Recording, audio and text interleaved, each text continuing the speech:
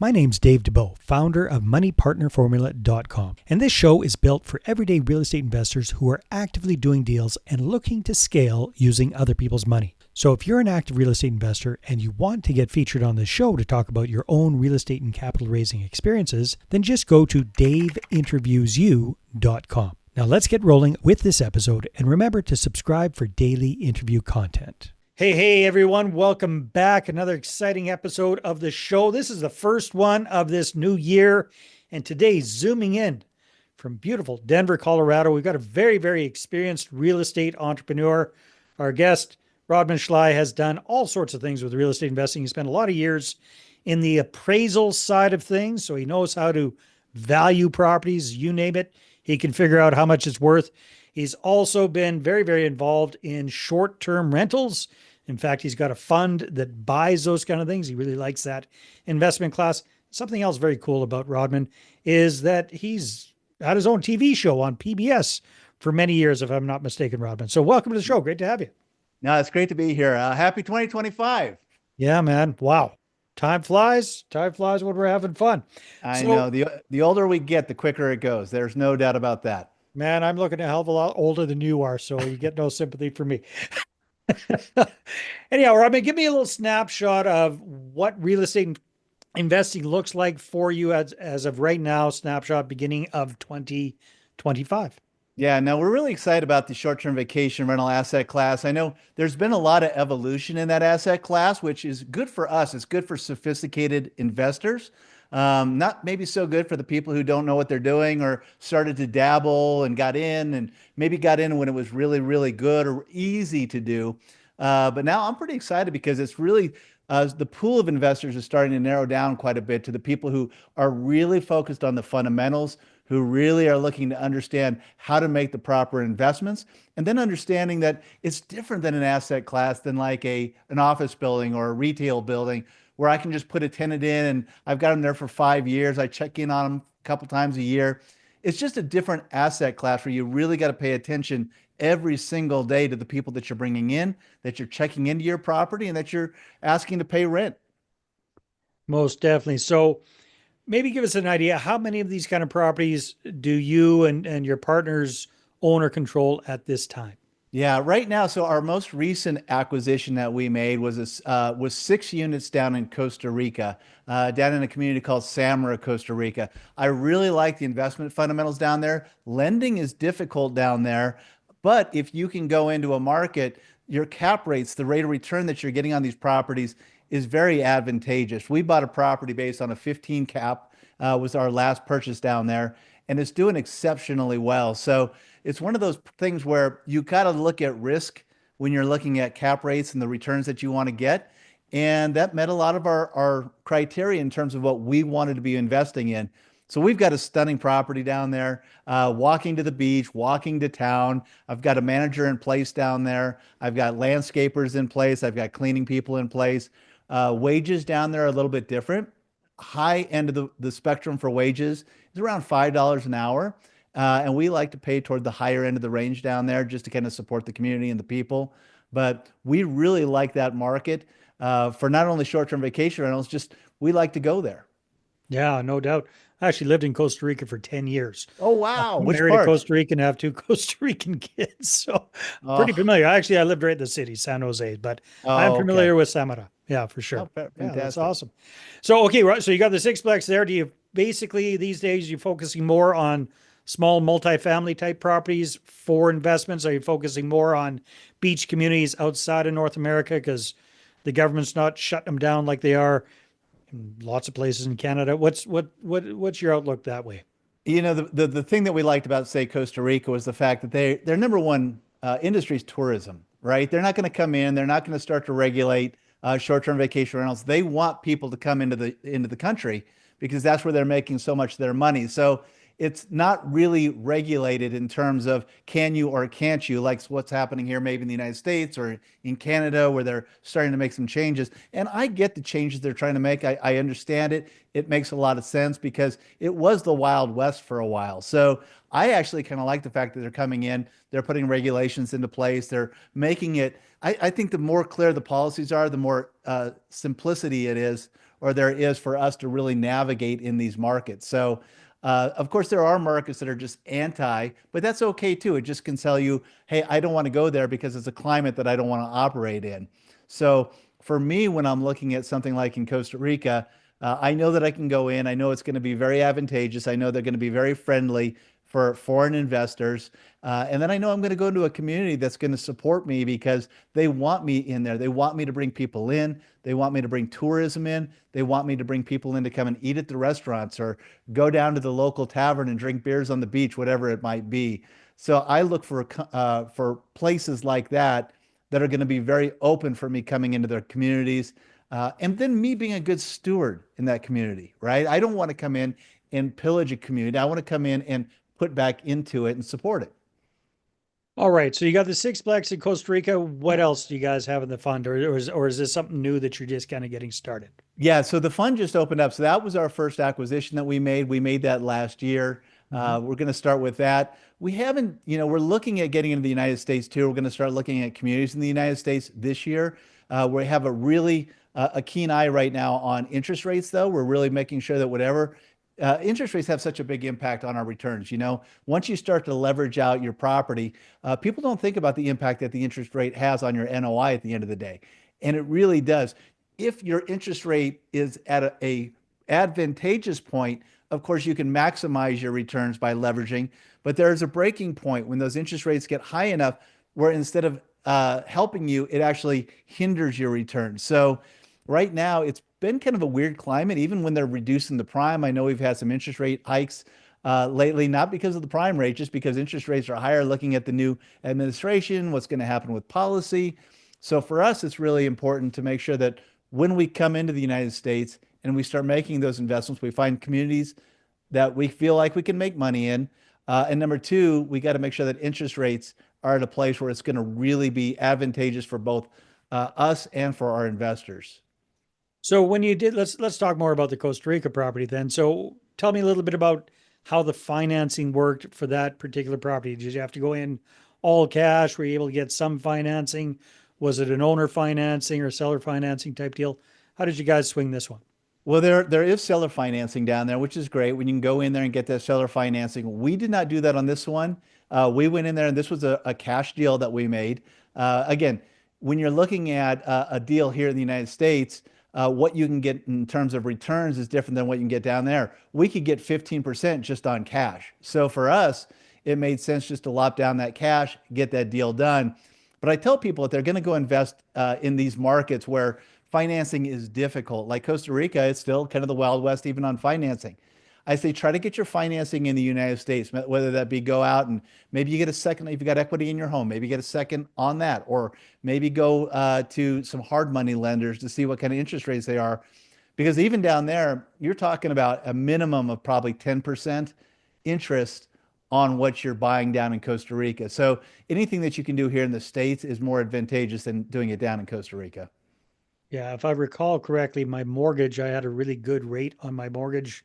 Now, this is 20 plus years ago, Rodman, and it was, I think, 21%. Oh, you're giving me a heart attack here, man. Yeah, it's not No, that high that was in now, the but it's local still high. currency. That was in the Costa Rica colon, but even so, it hit hard. That's for sure. Okay, so you went in all cash with that one. That's great. Um, was the property already completely ready to go, or did you kind of have to do finishing touches? Were you buying it from somebody else who'd already had it as a short-term rental, or is this a newer type property? Yeah, we bought it as a short-term vacation rental. So I inherited, number one, I inherited an incredible property manager, Hmm. somebody who I have who's bilingual. They're from Wisconsin. They live down there in Costa Rica. They love it. My staff, we kept our staff in place. Matter of fact, we kept the entire staff in place because they were so good too. And even after the fact, I realized how important of a factor that is to have really good people into place. If I didn't have, say, this incredible property manager or the staffing in place, it'd be a lot more difficult to do what we want to do. The other thing, though, is when you switch over. So if you've got somebody who's got an Airbnb type property and you buy it from them, the thing that you got to remember is that their profile does not transfer over to you. Oh, yeah, that's important. Very important to keep in mind because you're going to have to come in and reestablish a whole new Airbnb account. You're going to lose a potential superhost status or maybe a preferred property status, those types of things. So you got to keep in mind when you're buying these, you can look at the revenue, but you got to expect a dip until you can stabilize it under your profile for you as a host. That's a very, very good point. I hadn't thought about that, but that makes 100% sense. That's for sure. So, Rodman, that's exciting stuff. That's very, very cool. It's now you've got a fund that you purchased this property through. I'm assuming the fund is in the good old US of A, and most of your fund investors are American. Is there any challenge using those funds to buy properties offshore? I mean, there's a few more hoops that you've got to jump through, of course. So we've got two entities. We've got a foreign entity down in Costa Rica, and then we've got a U.S. Like a entity. corporation, like a Yeah, holding a company, something like corporation. that. Yeah. And basically what happens is we rent my U.S. corporation rents the property down in Costa Rica from the U.S. corporation. So when we collect rents and everything, we can use U.S. bank accounts. It just makes that process a lot more simplistic.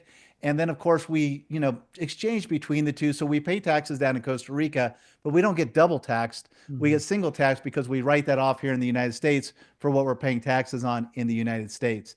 So it's a process that's a little bit, there's another layer to it, Yeah. but it doesn't really cause any problems. Matter of fact, I don't even Yeah. have a Costa Rican bank account. We're able to simply just figure out what we're paying into that Costa Rican property or for rent, and then pay that into the country, into Costa Yeah. Rica.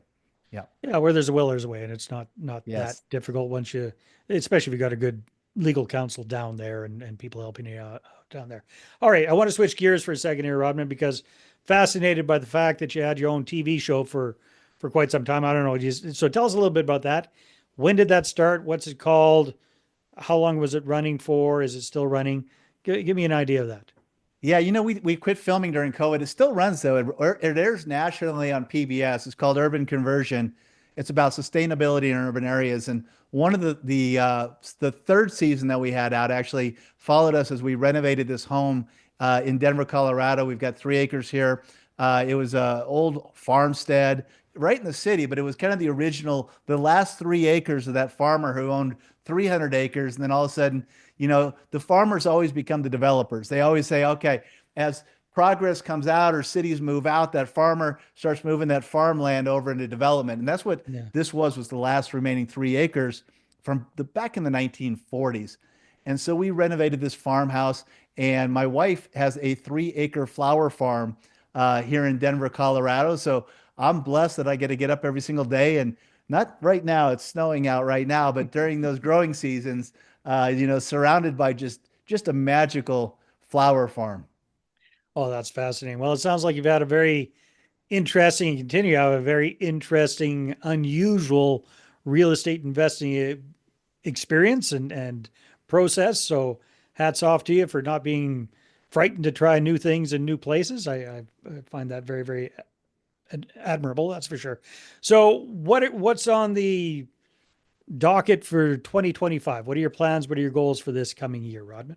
Well, 2025, I'm excited about 2025. But I'm excited about every single year. I kind of treat it, a lot of people do annual goals. They'll sit there and go, this is what I'm going to do this year. I do everything in quarters. Like Yeah.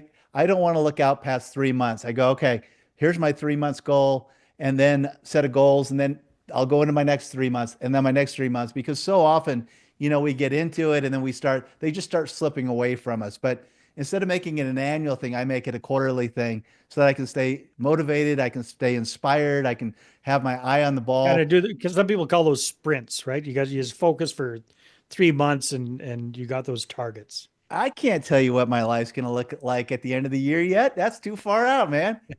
So, I get a lot of cool things. So I've got my vacation property expert network that I've just releasing, which is a membership site that teaches people how to buy vacation properties. Because I think, like I said earlier, uh, so many people aren't buying on fundamentals. They're not buying on methodology. They're buying on heart. They're buying on emotion. And then they get into something and they can't figure out why they're starting to lose money when all these people are making money. And it's a really big deal right now because so many people during COVID, it was easy to buy vacation homes. You could go out, everybody was traveling. It was me. It's like my wife and my kids. We didn't have to go to school. We didn't have to go to work. So what did we do? Well, we just picked up and we rented an Airbnb in Manhattan Beach, California, sat out there for a couple of months. They did school. We did some work. We walked to the beach at the end of the day and hung out, and it was great. But those people who bought during that time period are now understanding that there is a lot of inventory out there and rental rates it's more competitive. So rental rates have come down a little bit. Occupancy has come down. And the Plus, people who are markets are really changing and it's becoming illegal where it used to be legal, right? So, I mean, yeah. And so they can't figure out why they're not making money. So for me, it's kind of like it's a great time to be in this space because the ones who are experts and professionals at doing this are going to do really well and make a lot of money. And the ones that are just kind of dabbling are the ones who are going to fall out of the market and go away. So for me, it's all about teaching people the fundamentals this next year. The ones that really want to be in that expert, they want to be an outlier in the space. Those are the people that I want to teach next year on how to do what I'm doing.